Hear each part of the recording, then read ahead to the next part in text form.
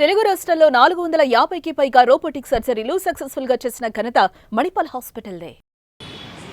ఏమంటే జరిగిన విషయం చాలా అన్ఫార్చునేట్. నేను గత 3 ఏళ్ళుగా ఈ సినిమా థియేటర్లో చూస్తేనే నాకు తెలుస్తుంది. అంటే నేను ఇన్ని కోట్లు పెట్టి అమ్మాం కదా సినిమా, నాకు రెస్పాన్సిబిలిటీ ఉంటుంది. సినిమా ఎలా ఉంది అది థియేటర్లో చూస్తే నా 3 years ఎఫర్ట్, అది జస్ట్ ఒక షో కాదు. నాకు ఎమోషనల్గా అది 3 years ఎఫర్ట్. అసలు ఏమవుతుంది నా ఫ్యూచర్, ఇట్స్ లైక్ నేను వాళ్ళ డైరెక్షన్లోనే వెళ్తున్నాను. అండ్ ఏంటి వాళ్ళు ఒకవేళ నిజంగా పర్మిషన్ లేకపోయి ఉంటే చాలాసార్లు వాళ్ళు చెప్తారు, సార్ మీ పర్మిషన్ లేదంటే మేము రెండింటితో వెళ్ళిపోతాం. వాళ్ళే క్లియర్ చేసి ముందుకు రమ్మంటూ ఉంటే పర్మిషన్ ఉందనుకునే కదా మేము ముందుకు వెళ్తూ ఉంటాం in that flow of things. So నేను ఆ మైండ్ స్పేస్లోనే ఉన్నాను. అండ్ మెయిన్ నేను చెప్పాల్సింది ఏంటంటే, అసలు ఇక్కడ this a false allegation that there is a road show, ఏంటిది ప్రొసెషన్. అసలు ప్రొసెషన్ కాదు, రోడ్ షో కాదు, ఏమీ కాదు. జస్ట్ థియేటర్ ఇక్కడ ఉన్నాను, అక్కడ theatre just couple of metres away, couple of yards away from the theatre. అది అసలు రోడ్ షో కాదు, ఏమీ కాదు. కార్ అలా వెళ్తూ ఆగిపోయింది. ఒక పాయింట్ తర్వాత ఎంత జనం కూడిపోతారంటే అండి, మీరు కనపడితే కానీ జనం వెళ్ళరు. బౌన్సర్లు కానీ ఎవరన్నా పోలీస్ కానీ అందరూ అడుగుతారు, సార్ మీరు ఒక్కసారి వేవ్ చేసాను సార్ వాళ్ళు వెళ్ళిపోతారంటే మేము మామూలుగా ఎప్పుడు బయటకు వచ్చి అందరికి వేవ్ చేస్తాం. అది నేనే కాదు, ఎనీ లీడర్, ఎనీ సెలబ్రిటీ ఎవరైనా అడగండి, మనం వేవ్ చేస్తేనే వాళ్ళందరూ జరుగుతారు. ఓకే ఓకే చూసాం, ఒక సాటిస్ఫాక్షన్ ఉంటుంది, అప్పుడు దే స్టార్ట్ మూవింగ్ అవే. ఆ దీని మీద చేశాను. And it's also respect. ఇంత వేల మంది చూస్తానికి వచ్చినప్పుడు నేను నా కార్ లోపల, టెంటెడ్ కార్ లోపల దాక్కుని కూర్చుని ఉన్నా. బట్ అంతమంది అంతమంది వచ్చినప్పుడు వాళ్ళకి ఏం కావాలి, హీరోది ఒక గ్లిమ్స్ కావాలి అంతే. అది కూడా ఇవ్వకపోతే నేను ఎంత యారగెంట్ కింద ఉంటుంది. ఇంతమంది ప్రేమ చూపిస్తే నేను కాలు కూర్చున్నారులే అనుకుంటాను నేను.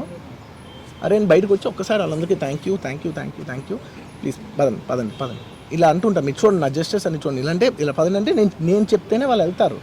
అది పోలీసులు కానీ బౌన్సర్ కానీ అందరూ, మేనేజ్మెంట్ అందరూ అడుగుతారు, సార్ మీరు చెప్తేనే వింటారు, ఒక్కసారి మీరు చెప్పండి అంటే మేము వచ్చి బయటకు వచ్చి ఇలా వేవ్ చేసి ఇలా అంటే వాళ్ళందరూ జరుగుతుంటారు. That is how we went in to the theatre.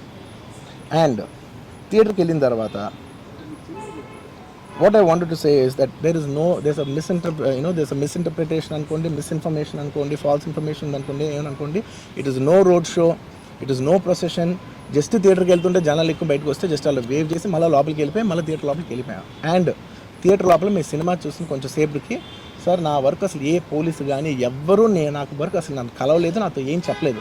నాకు చెప్పిందల్లా అది పైగా మా మేనేజ్మెంట్ సైడ్ నుంచి వాళ్ళు మా వాళ్ళు వచ్చి చెప్పింది ఏంటంటే, సార్ బయట ఓవర్ క్రౌడ్ అవుతుంది, మీరు దయచేసి వెళ్ళిపోండి అని చెప్పారు.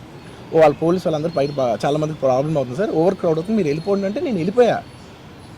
సినిమా స్టార్ట్ అయిన కొంచెంసేపు నేను వెళ్ళిపోయా.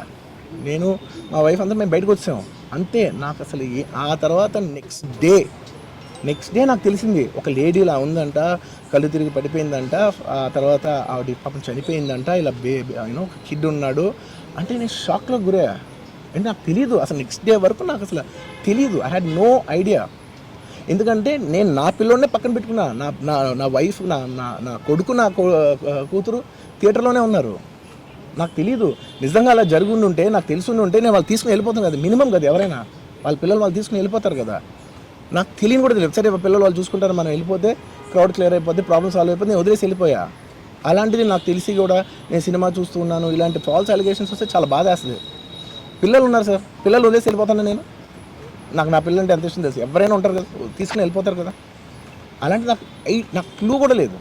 నేను ఇంటికి వెళ్ళిపోయిన తర్వాత నేను వెళ్ళిపోయిన నెక్స్ట్ డే నాకు మార్నింగ్ తెలిసింది చనిపోయారంటే షాక్ అయ్యాను నేను. షాక్ అయ్యి ఇమీడియట్గా నేను బాస్కి ఫోన్ చేశాను, మా బన్నీ వాస్కి ఫోన్ చేసి, వాసు ఇమీడియట్గా హాస్పిటల్కి వెళ్ళి వాళ్ళ కలు నేను వస్తానంటే, సార్ నేను మొత్తం అక్కడ వెళ్ళి సెట్ చేసి వస్తాను, వాళ్ళందరూ ఎమోషనల్గా ఎలా ఉన్నారు ఏంటో మనం ఫస్ట్ చెక్ చేసుకున్న తర్వాత మీరు దిగాలి, ఒక నిమిషం ఆగండి సార్. వెళ్ళిపోయిన తర్వాత వాసు నేను వస్తానంటే, సార్ మీరు రావద్దు ప్లీజ్, దయచేసి మీరు హాస్పిటల్ రావద్దు, ఇక్కడికి గందరగోళం అయిపోద్ది, నేను నైట్ మీరు థియేటర్కి వెళ్ళారు, ఇష్యూ అయింది, చాలా ప్రాబ్లం అయింది, ఇప్పుడు మీరు హాస్పిటల్కి వచ్చి మళ్ళీ ప్రాబ్లం అయితే మాత్రం సార్ చాలా ప్రాబ్లం అవుతుంది సార్, నేనే వాళ్ళని కొంచెం వాళ్ళ రిచువల్స్ అన్నీ అయిపోయిన తర్వాత మీ దగ్గర తీసుకొస్తానని చెప్పాడు.